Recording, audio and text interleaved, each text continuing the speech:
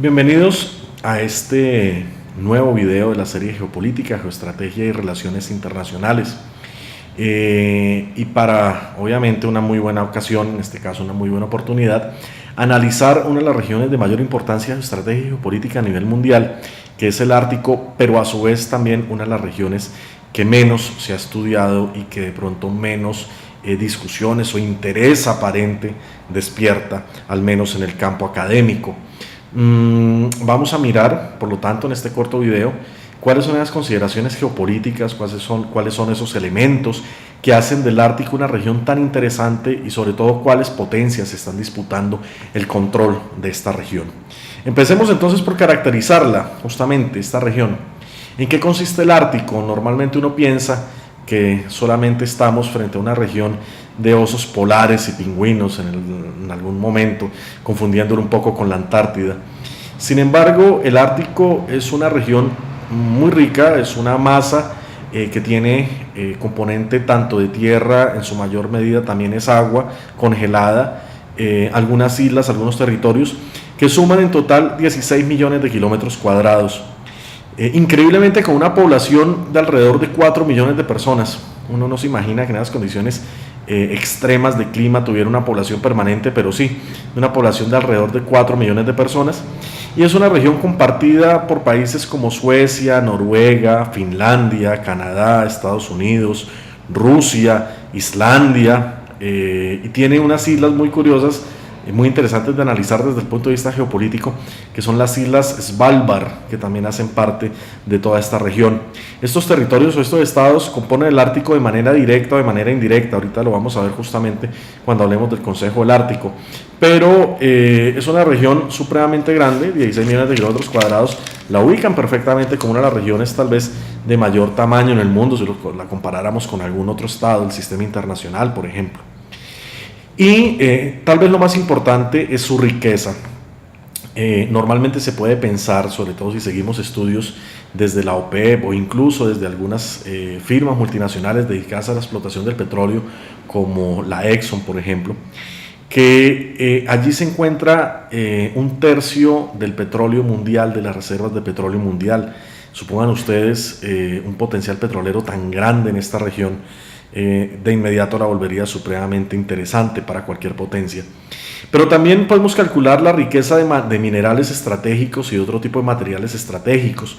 Por ejemplo, en el Ártico, la riqueza se compone como 40% de paladio, 30% de gas natural, lo cual lo volvería también un gigante en tema de gas, 27% de diamantes, reuniría las riquezas también africanas allí, 15% de platino, 11% de cobalto, 11% de níquel, 9% de tuxteno y 3% de oro. Estoy diciendo que el Ártico reúne prácticamente las riquezas petroleras del Medio Oriente, reúne las riquezas gasíferas también del Golfo Pérsico, reúne las riquezas de diamantes del África, reúne minerales estratégicos como tuxteno, como níquel, como paladio, por ejemplo, reúne oro. Además, obviamente, el recurso fundamental, que es el recurso del agua dulce. Por lo tanto, vemos o nos queda claro ya de entrada que existen los suficientes elementos como para que las grandes potencias fijen su atención allí, solamente por recursos estratégicos. Sin embargo, la disputa de las grandes potencias por el Ártico no se reduce solamente a estos recursos, es su posición geográfica, su posición estratégica, su uso económico, su uso militar, y eso es lo que vamos a ver a continuación. Vamos a hacer una distribución de actores en el Ártico. Habíamos mencionado algunos estados, yo les había dicho de manera directa o de manera indirecta, y también a este grupo hay que sumarle algunas potencias. Podemos diferenciar entonces tres tipos de anillos de países o de actores que intervienen en el Ártico. Por un lado, algo que podemos definir anillo interior, que son los estados que tienen un acceso directo a la región ártica, inmediato, costero, litoral. Y estos estados son 5: Rusia, Canadá, Estados Unidos, Dinamarca y Noruega. Aquí me voy a adelantar a algo. De todos ellos, el que tiene la costa más larga, la costa dominante, el litoral dominante en el Ártico, es Rusia. Hay un anillo intermedio, podemos identificar acá a 3 estados que no tienen acceso directo litoral a la región del Ártico, pero tiene una proximidad geográfica inmediata, casi que inmediata, no es directa, pero casi que directa, que son Finlandia, Islandia y Suecia. Y tenemos un anillo exterior que lo componen estados que son potencia en la mayoría de los casos o que están no tan lejos tampoco de la región del Ártico, que tendrían interés o ya habrían manifestado tener interés. En este anillo exterior tenemos entonces actores como China, que aunque está muy lejos de la región ártica, como lo vamos a ver a continuación, tiene intereses fundamentales allí. Japón, al igual que China, que no hace parte geográficamente hablando de la región ártica, pero tiene fuertes intereses y una estrategia muy bien desarrollada para estar allí. El Reino Unido, que está relativamente cerca y tiene también buenos intereses. Irlanda, que está relativamente cerca, sin ser potencia, pero está relativamente cerca y también ha mostrado intereses en el Ártico. Y Corea del Sur, que al igual que China y Japón, está en una región geográfica completamente distinta, pero su motivación principal son intereses económicos, y estos intereses económicos la han llevado a construir políticas de aproximación al Ártico. Con estos tres grupos diferentes de estados vamos entonces a hacer un análisis de la región como tal. Hay que entender cómo se distribuye legalmente el Ártico, y en este caso los 5 actores que tienen un acceso directo geográfico, esos del anillo inmediato, del anillo interior, tienen entonces una situación privilegiada. Estoy hablando nuevamente de Estados Unidos, de Canadá, de Dinamarca, de Noruega y de Rusia. Son los 5 estados entonces que tienen acceso geográfico directo y se van a repartir geográficamente hablando el Ártico, como lo vamos a ver en un mapa siguiente. No obstante, si a estos 5 estados se les suma los del segundo anillo, o sea, Suecia, Finlandia e Islandia, vamos a tener el conjunto de estados que componen el Consejo Ártico. Este Consejo Ártico, entonces, es el organismo multilateral encargado de regular la cooperación y las actividades y la aplicación del derecho del mar en la región ártica. Se emparenta un poco con ese esfuerzo que hizo Naciones Unidas desde los 80s por regular el acceso de aguas marinas y submarinas de los estados ribereños del Ártico, que definió que los estados, estos 5 principales, tienen acceso hasta 200 millas contadas desde su costa, siguiendo un poco la línea del derecho del mar, pero que los estados del Círculo Ártico que no tienen acceso directo, como es el caso de Suecia, Finlandia e Islandia, tienen algunos otros derechos secundarios. Esta es la distribución entonces que les mencionaba, las 200 millas. La línea roja punteada nos muestra entonces cómo se haría esa distribución. El litoral más largo es el litoral ruso. Este litoral le da a Rusia entonces un papel predominante a la hora de proyectar su poder hacia el Ártico. La costa de los otros 4 estados, o sea, la costa que tiene Estados Unidos, es relativamente pequeña, porque es la costa que le da a Alaska solamente. La costa que tiene Canadá es una costa relativamente extensa, no tan grande como la rusa, pero sí más grande al menos que la de los otros 3, que es Estados Unidos, Dinamarca y Noruega. Pero tiene una particularidad, y es que todo este cúmulo de islas que uno encuentra al norte de Canadá, por un lado, y por otro lado las condiciones climáticas que congelan el mar, hacen que la navegabilidad o la posibilidad de explotar esta costa permanentemente en todo el año no sea tal. Canadá no tendría entonces la posibilidad de hacer una explotación permanente y aprovechar permanentemente en todo el año su acceso al Ártico. Dinamarca tiene una parte también de este gran ponqué a través de lo que le da Groenlandia, esta isla que queda justamente arriba de Canadá, que es territorio danés. Noruega tiene un acceso también pequeño, pero tiene un acceso sobre todo a través de las islas Svalbard, y lo hace parte entonces de este reparto del Ártico. Y vemos a Rusia, y la podemos ver por ejemplo en esta señalización que estoy haciendo, como el litoral más grande. Esto es muy importante teniendo en cuenta una cosa, un factor, que es el deshielo polar. Resulta que el cambio climático, y eso es un factor súper importante, el cambio climático ha favorecido no a estos 5 países por igual, sino ha favorecido a Rusia en un sentido, y es que la masa polar, la masa de hielo que daba contra el litoral ruso, se ha ido recogiendo.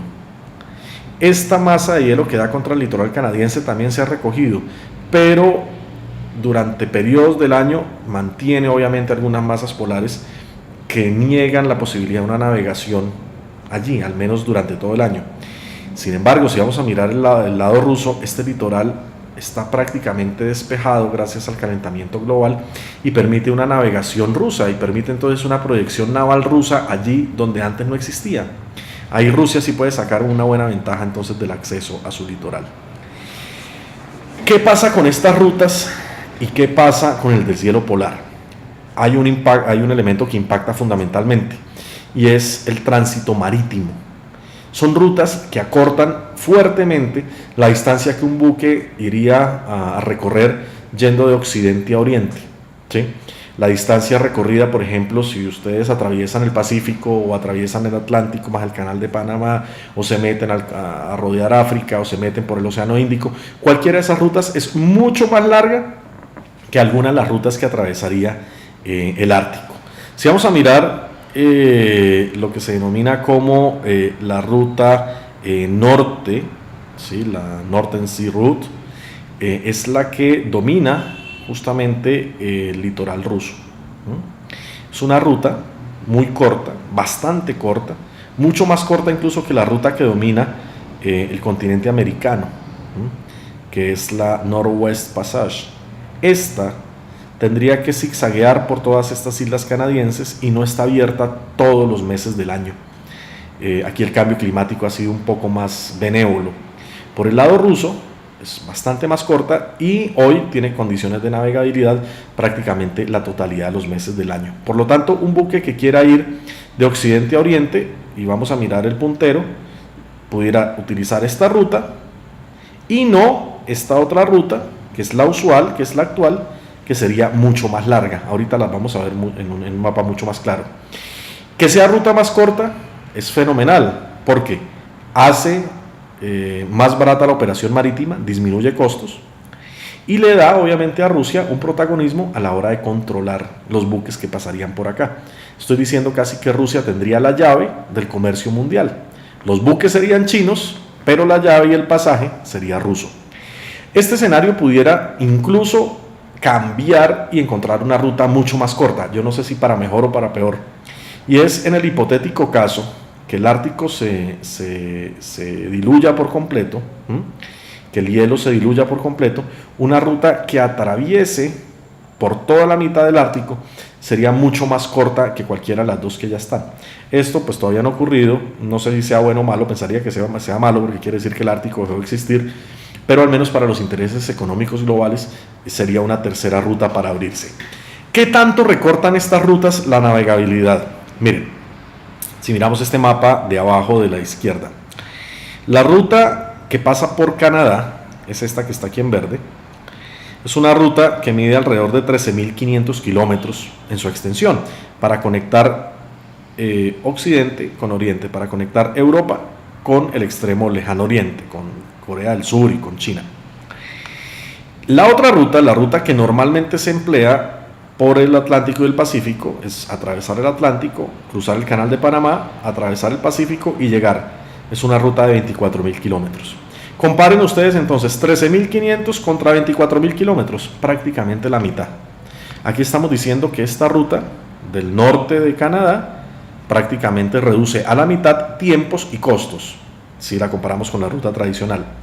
Pero miremos la otra ruta, la ruta que pasa por la costa rusa, que es esta que está en café. Es una ruta de 12.600 kilómetros, que si se compara con la ruta tradicional, que implica entrar por el Mediterráneo, atravesar el Canal del Suez, atravesar el cuerno cruzar por el Cuerno del África, atravesar el Océano Índico, atravesar el Mar de China, estaríamos hablando de una ruta de 21.000 kilómetros. Entonces, comparen nuevamente, 12.600 contra 21.000 kilómetros, prácticamente la mitad también. Entonces, nuevamente ahorro en costos de operación y ahorro en tiempos. Y si comparamos las cuatro rutas, nuevamente la más corta va a seguir siendo esta: 12.600 por el litoral ruso, 13.500 por el litoral canadiense, 21.000 kilómetros por lo que China hoy denomina justamente el canal, la parte marítima de su ruta de la seda, o 24.000 kilómetros atravesando el Océano Atlántico y el Océano Pacífico. Nos queda absolutamente claro que la ruta por la costa rusa es la ruta más corta y en consecuencia la más apreciada, la más valiosa. Esto se puede ver de esta manera. El deshielo ártico ha sido pues bastante drástico, pero vamos a ver que la ruta rusa va a quedar despejada mucho más rápido que la ruta canadiense, que todavía tiene algunos obstáculos en su navegabilidad. ¿Cómo se han movido entonces las potencias para posicionarse en esta ruta? Rusia no es tonta, Rusia lo ha hecho con bastante velocidad y ha reforzado buena parte de sus bases militares que tiene dirigidas al Ártico, o ha creado incluso una serie de bases militares nuevas. Si lo comparamos con la presencia de la OTAN, por ejemplo, va a ser una presencia mucho más fuerte la que tiene Rusia. Es más, y tiene una política diseñada efectivamente para el control del Ártico. Desde Moscú se identifican cuando menos 3 prioridades fundamentales para Rusia. Por un lado, asegurar recursos estratégicos, los recursos que mencionábamos al inicio. Por otro lado, controlar las rutas comerciales entre China y Occidente. Ese es el comercio mundial. Rusia le está apuntando a ser el dueño del comercio mundial, la llave que determina el comercio entre China y Occidente. Y por otro lado, busca crear una alternativa mucho más competitiva para la ruta de la seda o el collar de perlas, esa gran estrategia china. Esto que ha obligado a que China y Rusia se acerquen. El uno domina obviamente el comercio, el otro domina la ruta y se vuelven socios estratégicos. Grave problema para Europa, grave problema para Estados Unidos, porque se le está creando un polo de poder desde el otro lado supremamente fuerte. Esta estrategia ha tenido unas etapas que empieza o se puede identificar como un punto importante en 2013, donde Vladimir Putin aprobó oficialmente la política hacia el Ártico que se llamaba Estrategia de Desarrollo de la Región del Ártico. Con esto, Rusia define con claridad que tiene total interés no solamente en posicionarse en ese litoral dominante que tiene, sino tiene un gran interés en echar abajo la normatividad que hay ahorita y pedir la mitad de la región ártica. O sea, que este control que tiene el litoral, que ya es el más grande, deje de serlo y empiece a adueñarse de la mitad de la totalidad de lo que es el Ártico. Para esto ha hecho una serie de acciones, entre otras cosas simbólicas, como por ejemplo plantar la bandera rusa en todo el centro del Ártico, a través de un submarino. En ese momento nos dijimos, pues, qué rusos tan tontos, cómo qué ganan poniendo una bandera en el fondo del lecho marino.